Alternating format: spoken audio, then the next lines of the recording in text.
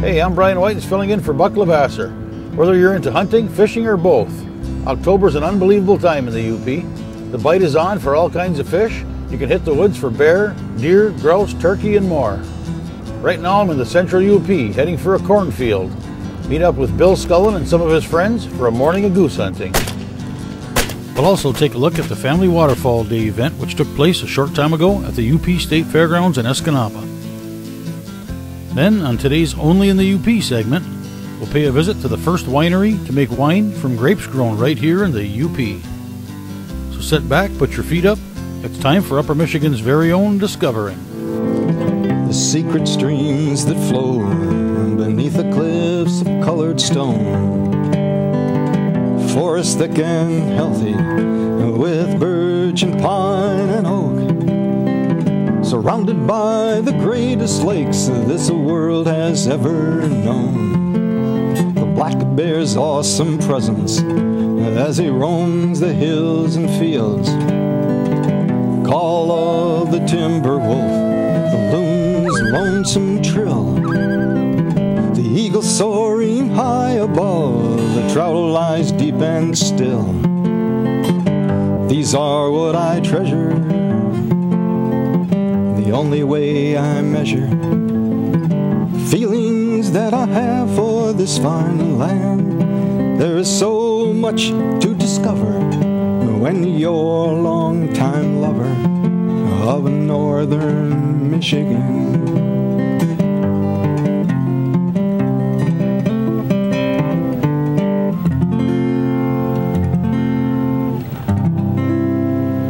Today's show is brought to you by Hiawatha Log Homes, building dreams one home at a time, and Wendrick's Truss, keeping the UP covered since 1975. The Canada goose. It's one of the most recognizable birds in North America. It's found in every contiguous U.S. state and Canadian province at one time of the year or another. They, of course, are known for their seasonal migrations, which take place from September through the beginning of November. They typically fly at around 40 to 55 miles an hour, but can hit 70 and can cover up to 1,500 miles in just 24 hours with a good tailwind. They haunt their way along established routes or flyways, which include a variety of rest stops. We were setting up for a morning of hunting on the edge of a plowed field and a cut-off cornfield, in hopes of talking some honkers into stopping by for a visit.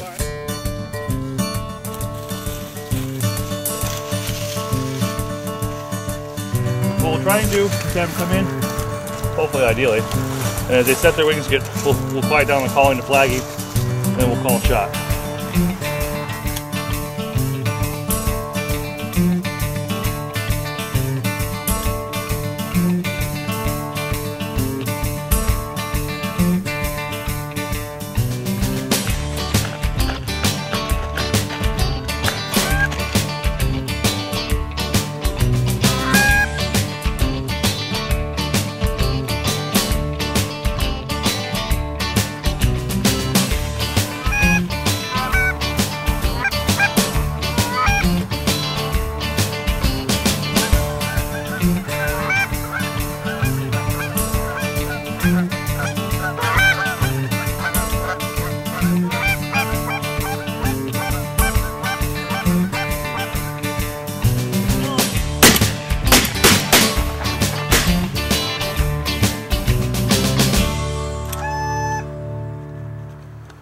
Generally speaking, what we do as a group, we like to hunt fields.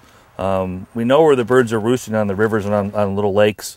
We generally do not hunt them on the water on those particular spots, because if you shoot them off roost spots, they'll just migrate further south. Once they're pressured like that, they'll move out of the area. So if you want to hold birds into an area, you almost need like a little mini refuge for them to feel safe, where they go loaf during the middle of the day and where they roost at night. And then you can hunt them in the mornings or in the afternoons in fields. That's the system that we kind of utilize. But there are opportunities for people to hunt over water, obviously, where birds are going to loaf during the middle of the day. But shooting them on a roost pond can push them out of an area real quickly. But here, we know where these birds are coming from, and they're pretty patternable year after year after year. When you hunt these fields, you know which direction they're generally going to come from, depending on the way the wind is.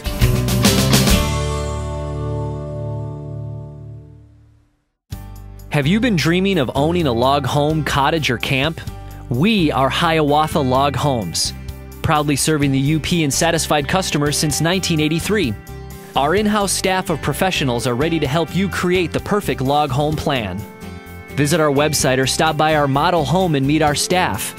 From cottages to castles, we can custom design to your specific needs. Hiawatha Log Homes, building dreams one home at a time.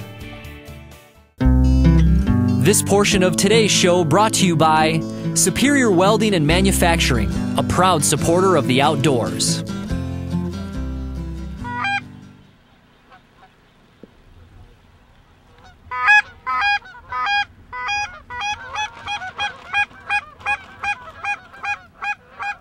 We're lucky in the UP. We have a lot of goose migration activity, and there's a lot of opportunity, especially in fields. There's a lot of water opportunities on rivers and lakes, but field hunting is kind of one of those things that there's not a lot of people that partake in it, but there's a lot of opportunity. The key with it is scouting. You want to be right where the geese have been in the field.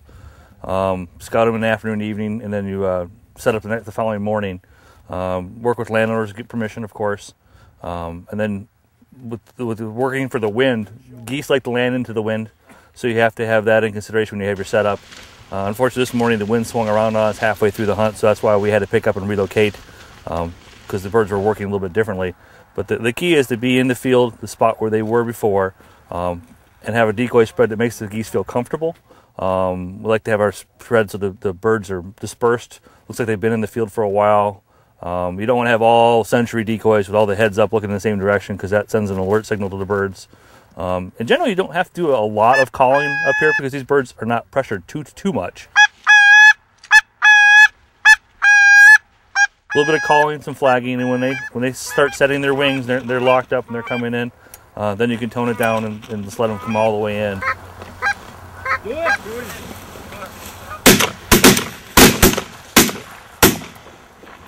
It's a lot of fun, a lot of opportunity.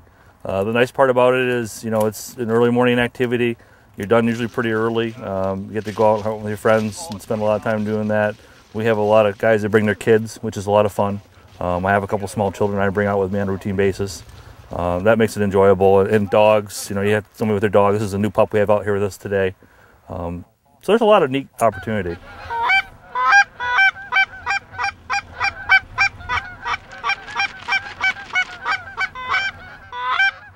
You set up so you have a pocket, an area, open landing zone area where these geese want to land. And we're sitting in a high corn stubble field today, and they don't really like to land in it if they don't have to. So what's happening here is they're landing in the plowed field right next to us and then walking into the corn. So we're using that to our advantage and setting up so that the birds are going to land with a pocket, some decoys over there, and then they're going to hopefully want to walk into the rest of these decoys that are dispersed. So that's what we're trying to do. And you use the wind, so they're going to come in and they're going to land into that pocket. And that's where the blinds are at. That's where we're hidden. And the key is camouflage. You want to make sure they're going to see movement. So if they see any conspicuous movement of people's faces or hands or anything like that, that'll make them flare off. So that's why we use these blinds. And you can camouflage really well with that. But inevitably, the first light wind usually changes when the sun comes up. Today it shifted around on us, so you have to adjust your spread so that, once the geese start working, see if they're going to indeed work the way you want them to, or you have to change, for how the birds are going to fly.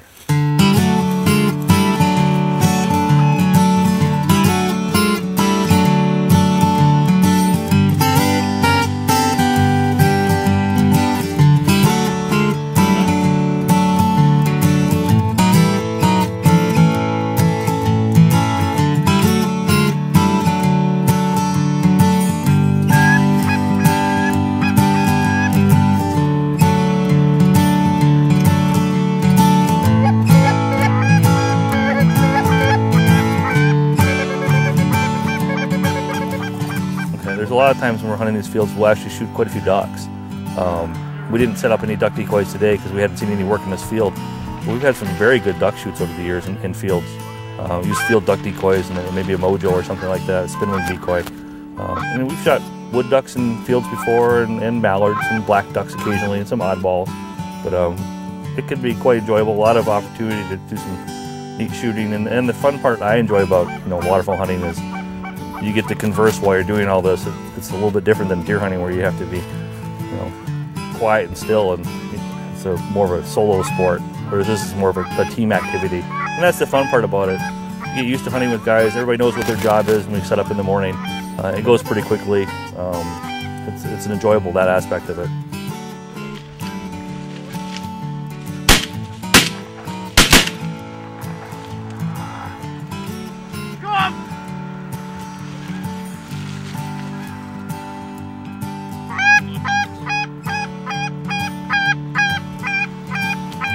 I mean, the fun part about doing this is not about shooting your limit every day. It's about being out in the field with your friends and having a good time, and you know, just appreciating fall and the opportunity to see wildlife. Today we saw a bunch of cranes come by. You can't harvest those in Michigan, but it's still neat to see them have them come right into the decoys. We've had eagles fly over the decoys before. Coyotes sneak up on decoys. You never know what exactly you're going to encounter. Deer walk through. So it's always enjoyable just to be out in the field, especially with family and friends.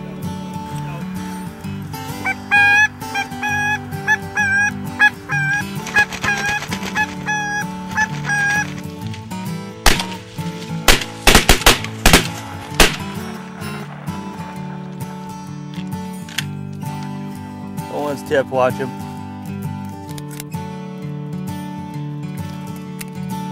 I don't know, I've been doing this for 15 years, a long time. Dave and I have been hunting together for about 10, 12, Chris 5 or 6. It's the morning. I like to get up in the morning. You know, it's one of those things I just like doing. And now that I have a daughter and a son who are getting into it, that makes it even more enjoyable to be able to take them out with me.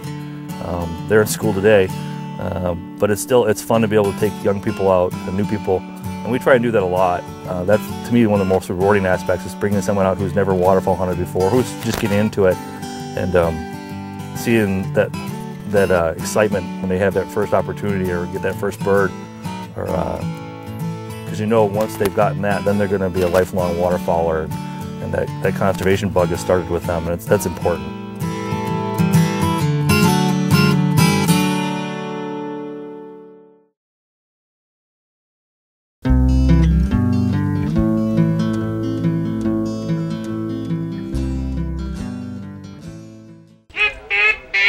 It's the Year of the Duck. A recently launched initiative called the Michigan Waterfowl Legacy kicked off back in September with waterfowl and wetland events across the state. I stopped in for the Family Waterfowl Day at the DNR's Pocket Park at the UP State Fairgrounds in Escanaba to find out more.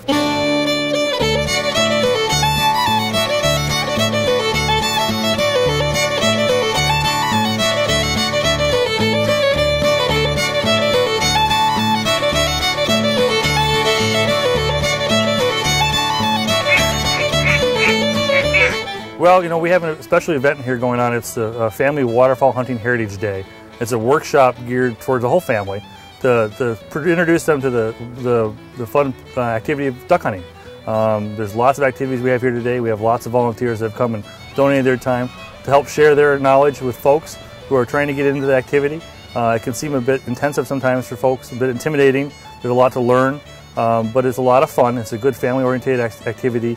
And duck hunting gets you out and about in the outdoors and experiencing the marsh and places that you might not normally would be. And waterfowl hunting can be a great place for the families to spend time sharing time together and hunting. And what we're doing today is we have activities where we have retrievers being demonstrated, how to use a dog. We have decoy use being demonstrated, how to use the blinds, how to hunt for geese in the field. We have cleaning demonstrations, how to clean game. And there's actually quite a bit on a goose. I mean, that can be a mighty intimidating thing for folks. We have folks coming here and demonstrating how to carve your own decoys. Talking about the rules and the regulations, the safety aspects of it, which are really important, especially for waterfowl hunters who are usually out in bad weather, especially if they're using watercraft. Talking about duck identification. It's one of those things, there's a lot of different species you have here in Michigan you encounter, and being able to tell a male from female and which duck from the other duck, that's important. It's one of those fundamental skill sets that hunters will have to build over time. We're trying to give people the basics here today, pique their interests, and hopefully give them enough knowledge so they can go forth and participate in a safe manner. This event we're having here today is part of a statewide kickoff for the Michigan Waterfowl Legacy. And that's a special 10-year program we're running in Michigan. We're calling next year 2012-2013 the Year of the Duck. And we're celebrating a lot of milestones in Michigan. It's It's the 75th year, basically, of a lot of wetland conservation in Michigan. We're talking about the heritage we all share in Michigan, of not just duck hunters, but of conserving wetlands and the important role they serve in our ecosystems, from providing us with clean water and places for fish to spawn, also places to hunt and recreate, and view wildlife. But it's also significant anniversaries, too, we're celebrating. This is the 75th anniversary of MUCC, Michigan United Conservation Clubs, Ducks Unlimited, the Pittman-Robertson Tax, that's the excise tax that hunters self-impose upon themselves that goes towards funding conservation in North America. So there's a lot of significant milestones we're celebrating with that. What we want to do is bring this to the communities and let people know that these are important resources we all share, and there are activities which they can become engaged in. They can buy a duck stamp, a federal duck stamp. That money goes towards conservation. They can participate in workshops like this. They can go out and just enjoy the outdoors and appreciate the stewardship and the resources we have here in Michigan and take advantage of what they have at their doorstep.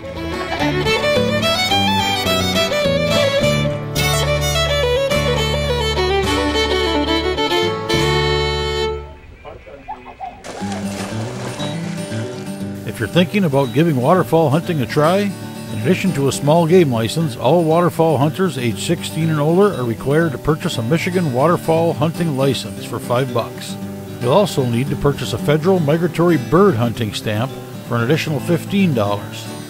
The federal migratory bird hunting stamp is required for all waterfowl hunters 16 and older, including people hunting on their own enclosed farmland.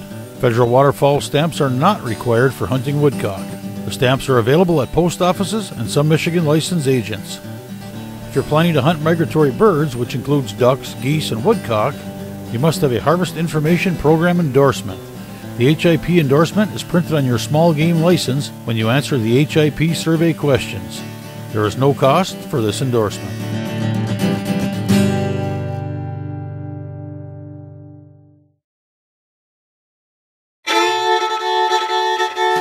Time for Only in the UP, the segment of the show that highlights the friendly, creative, crafty, and inventive spirit of those of us who live here.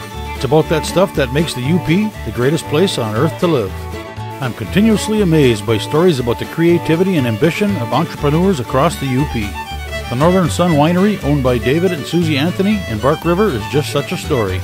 Northern Sun is the first winery to make wine from grapes grown right here in the UP. At Northern Sun Winery, we grow everything that's put into a bottle. There's nothing brought in from outside areas. What you get out of a bottle at Northern Sun has been grown 100 yards away from this point of sale. The grapes are considered to be cold climate or cool climate grapes.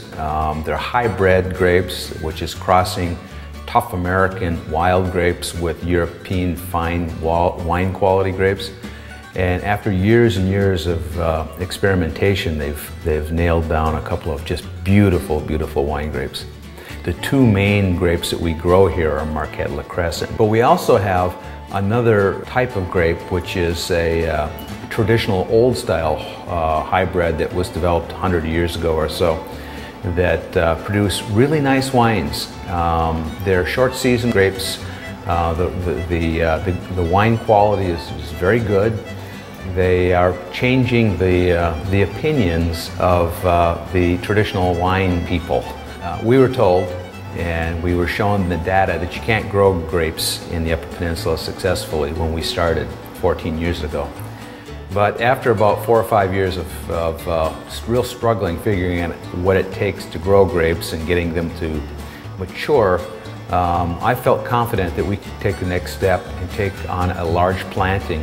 That large planting was successful, and the light bulb went on, and I decided that we were going to get into the wine industry and make good wine in the Upper Peninsula. And this year we were able to take a little bit of satisfaction in knowing that we're able to produce a wine that's been recognized in international competition and statewide Michigan competition. And then the other real boost that we got this year was a visit by Dr. Stan Howell, a retired Michigan State University professor who is like the guru of wine grapes in this region. And he came up and gave us a thumbs up on how we're growing the grapes, and he liked the wine. So we got 100 miles more of energy out of that visit alone. Susan and I essentially run this operation ourselves, which is everything from sales to bookkeeping to the big job is the farming end of it. Grapes are very, very labor intense. They require hands-on 5-6 times a year, and we've got close to 3,000 vines out there. So each vine has to be pre-pruned, pruned, shoot positioned, tied into position, leaf removal, fruit cluster removal to make sure that the vines are balanced, and then harvest. And in addition to that, you have to mow, you've got to fertilize. So we're busy all summer long. We didn't have a whole lot of time to enter competitions, but we chose two. And the two that we chose was the Indy International Wine Competition, because it's an international competition. And a lot of the well-established wineries in the East Coast and some of the West Coast ones also compete in it.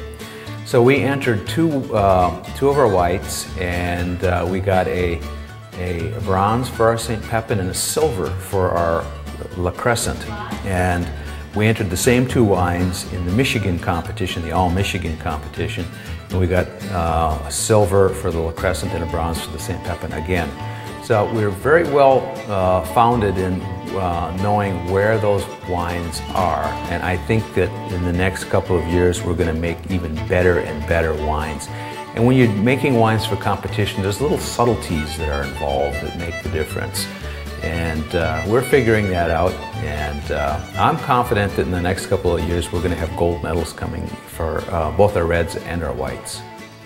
So we're really, really happy with our first year, with medals, with the recognition that we've gotten, and the quality of the wine, and the fact that we can now show people who said you can't do it, that we can do it. And last year was an average year. This year was an exceptional year. Next year's wine is going to be dynamite. Can't wait to try it.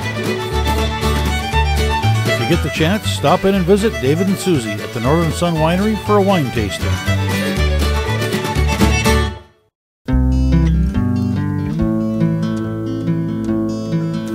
October is one of the greatest times of the year in the UP. Get out in the woods or drop a line in the water somewhere. And remember to bring along a youngster. The rewards last forever. Don't forget to tune in to TV6 later this week for a couple of special edition on-the-road episodes of Discovering. On Thursday, we travel to northwestern Ontario for moose, grouse, and walleye. Then on Friday, we head west for fall trout in Colorado. Well, that's our show for today. Thanks for watching.